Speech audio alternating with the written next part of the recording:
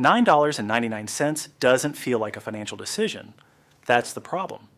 You see $9.99 on your screen, and your brain basically goes, yeah, whatever. It's less than lunch, less than a coffee and a snack. It doesn't feel like something worth thinking about until you have 6 of them: Netflix, Spotify, cloud storage, a fitness app, a gaming subscription, some random service you signed up for 3 months ago because the free trial was ending. Suddenly, you're not spending $9.99. You're spending $59.94 every month. That's $719.28 a year. And the weirdest part, you might not even remember agreeing to spend that much. This is what makes subscriptions different from most purchases. When you buy something for $60, you feel the $60 leave your account. You notice it. You remember what you bought? A subscription doesn't work like that. It quietly takes the money again next month, and the month after that, and the month after that. That's why a subscription can be more expensive psychologically than financially. The individual payment is small enough to ignore, while the total cost keeps growing in the background. Take a simple example. You have 5 subscriptions costing $9.99 each. That's $49.95 a month. Sounds manageable, but multiply it by 12 and you're at $599.40 a year. Now imagine you've had those same subscriptions for 3 years. You've spent $1,798.20, and that's before adding a single new subscription. This is where people get caught. They don't think in annual costs, they think in monthly payments. It's only $10. Except you're not buying $10. You're buying 12 months of $10 payments, and if you keep the subscription for 3 years, you're effectively making 36 separate payments for something that might have started as a 5-minute decision. The scary part isn't that subscriptions exist. Plenty of them are genuinely useful. The problem is that they're incredibly easy to accumulate. 1 subscription doesn't feel expensive, 2 doesn't feel crazy, then there's a 3rd, then a 4th because it has a free trial, then another because you get a student discount, and eventually you have a collection of tiny financial commitments that barely register individually, but take a serious chunk out of your money every month. Your bank account remembers every single one. You probably don't. And that's exactly why the first thing you should do isn't cancel everything. It's figure out what you're actually paying for. And this is where subscriptions become really sneaky. The price doesn't have to stay at $9.99, because once you're already paying for something, upgrading can feel almost invisible. Maybe the basic plan is $9.99. Then you see a message saying, upgrade for just $4 more.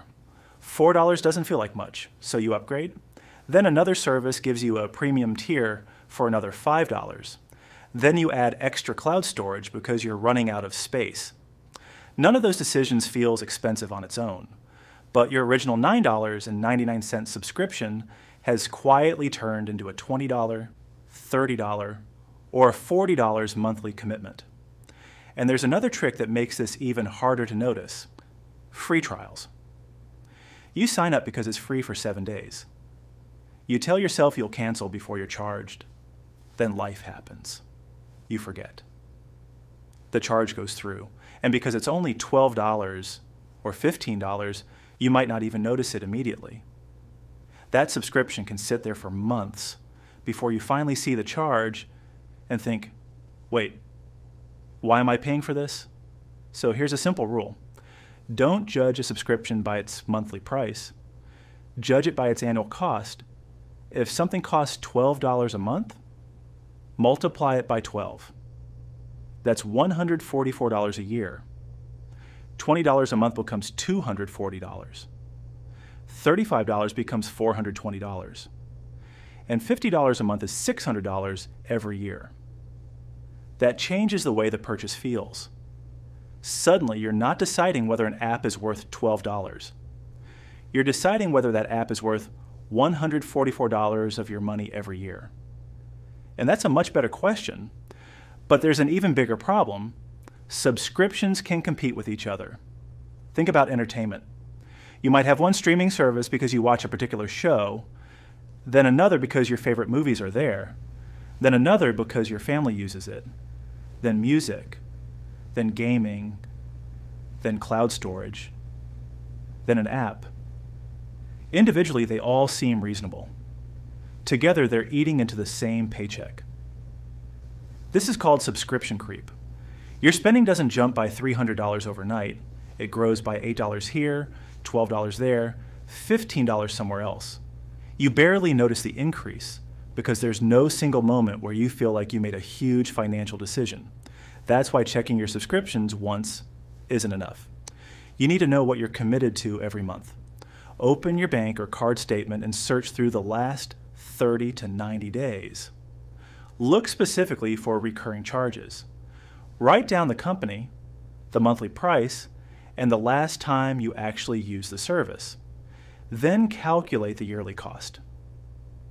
You'll probably find 3 categories: things you use constantly, things you use occasionally, and things you completely forgot you were paying for. That third category is where the money is hiding, and once you've found it, you have to make a slightly uncomfortable decision. Is the convenience you're getting actually worth what you're giving up every year? And this is where you can start getting serious about the money. Because once you've listed every subscription, don't automatically cancel the most expensive ones. Look at how much value you're actually getting from each dollar. Say you have a $15 streaming subscription you use almost every day. You might genuinely be getting your money's worth, but then there's a $12 fitness app you opened twice last month. That's not really a $12 decision anymore. It's a $144 a year decision for something you barely use. And there's another number worth calculating: cost per use. If you pay $120 a year for something and use it 120 times, that's about $1 per use. And if you pay the same $120 and use it 4 times, that's $30 per use. That doesn't automatically mean you should cancel it. Maybe those 4 uses were extremely valuable to you, but now you're looking at the decision differently. You're comparing the actual value you're getting with the money leaving your account. There's also a mistake people make when they cancel subscriptions. They replace them with another subscription. They cancel one streaming service, sign up for another, cancel a $20 app, then download a different $15 app because it has a better deal. The total doesn't really change. So instead of asking, do I want this subscription, ask a better question: if I didn't already have this, would I sign up for it today? That's a powerful test because subscriptions have something called a sunk cost effect attached to them. You might keep paying for something because you've already paid for it for months, but the money you've already spent is gone. It shouldn't decide what you do with the next dollar. If you haven't used the service in months, the fact that you've already paid $60, $100, or $200 doesn't make the next payment more worthwhile. And then there's one final category people forget about: subscriptions that are useful but simply aren't worth paying for every single month. And maybe you use a service heavily for 3 months and barely touch it for the next 9. You don't necessarily need to decide that the service is bad. You can decide that your payment schedule doesn't match your usage. If you can legally and conveniently cancel and resubscribe when you actually need it, that can make more sense than paying continuously. For example, imagine a $15 a month service you only use for 4 months of the year. Instead of spending $180 annually, you could spend $60. That's a $120 difference from one simple change. And now multiply that across several services. You don't need to become someone who refuses to spend money. You just need to stop paying automatically for things you're no longer choosing. So here's the 3-step subscription test. 1, what does it cost per year? 2, how often do I actually use it? 3, if I didn't have it today, would I buy it again? If the answer to that last question is no, you've probably found a subscription worth reconsidering. Because the biggest danger isn't one $9.99 charge, it's making dozens of small decisions once and then letting those decisions continue for years. Now go back to that list you made. You've got the monthly price, you've calculated the yearly cost, you know which subscriptions you actually use. This is where you make the decisions. Keep the subscriptions that genuinely add value to your life, cancel the ones you've forgotten about, and question the ones you keep simply because you've always had them. Then take the money you were spending and give it a purpose. If you cancel 3 subscriptions totaling $27 a month, that's $324 a year. Don't let that $27 simply disappear back into your everyday spending. Put it towards something you actually care about, because that's the part people miss. The goal isn't to save every possible dollar and make your life miserable. If you love a $15 subscription and use it constantly, keep it. The goal is to make sure your money's going toward things you consciously chose, not things you chose once and forgot about. So before you click Start Free Trial again, stop for 10 seconds. Look at the monthly price. Multiply it by 12. Then ask yourself one question. Would I still pay the full yearly amount for this?